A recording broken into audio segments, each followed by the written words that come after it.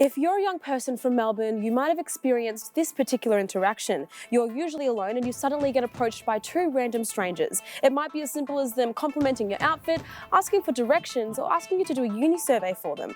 And if there's one thing that all of these interactions tend to have in common, it's that you always leave them feeling like it was a little odd. So where are these people coming from and what's their motive? If you're from Melbourne, listen the fuck up because this is not a drill. Anywhere I go, any mall I go to, I'm getting approached by Melbourne cult worshippers. I'm telling you, bro. They asked me how I rated religion, asked me about my family. They asked for restaurant recommendations. Started asking me for directions. I was really uncomfortable and I was really awkward. Yeah, they complimented my outfit. And they were always in pairs. The amount of people that have come up to me is mad. They will not leave you alone.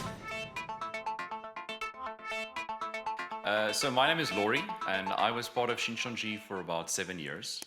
And during that time, I had various duties, but for the biggest part of my Shincheonji journey, I was a head instructor.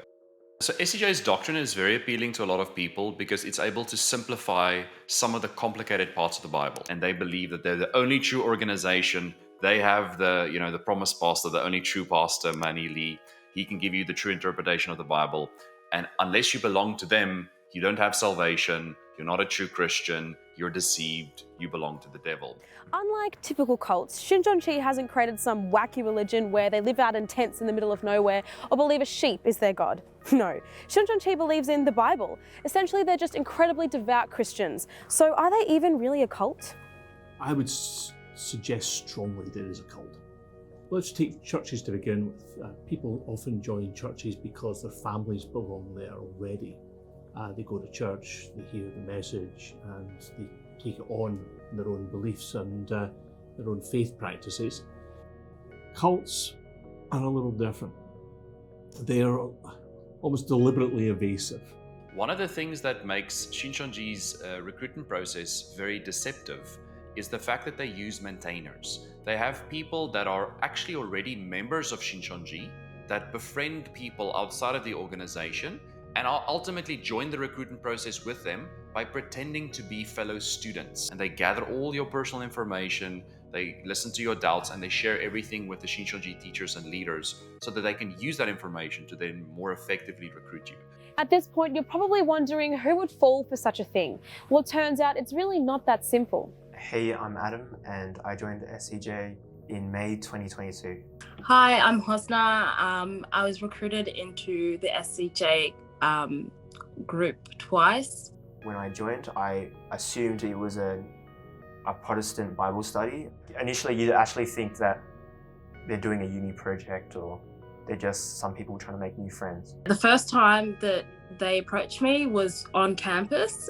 It was kind of just advertised as a Bible study for like young Christians who are trying to get to know their faith a bit better. And the second time it was advertised as a church. They use false background stories, they use front organizations, they plant people in your life, spies basically, that gather information from you. And this is, from my point of view, this is unethical. Now, we've all heard the stories of churches engaging in, well, unethical practices at times. So what is it about Shincheonji that makes it more than that, but instead a church that has been so widely deemed as being a cult? Their beliefs set them apart from the Christian traditions that already exist. That belonging to their group and their group only is their salvation. So they're a group that sees themselves as being right theologically and therefore right eternally.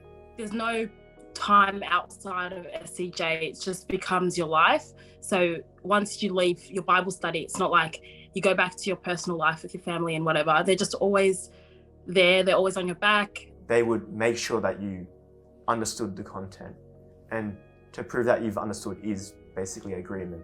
One of their approaches is trying to like isolate you from the people around you. It was very clear that they didn't want the people around me to know that I was part of the studies. So why do we join groups like this? Surely if we'd known all of this about a group, we probably wouldn't join, right?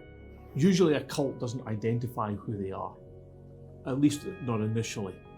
And that would probably explain in part why people join. There is a sense in which we all have that sense of wanting to belong. You don't really willingly just join SCJ. You might think so, but that's not really the case. Behind the scenes, there's a lot of other stuff going on. I found it very difficult mentally because you just don't know who to trust anymore. And it's not even just got to do with like the church environment. It's just people that you meet in your everyday life and people who could be potential friends and best friends or whoever it could be. My advice would be to look at other sources aside from the teachers. Everyone should have a fair opportunity to make an informed decision of whether they actually want to join Shincheonji or not.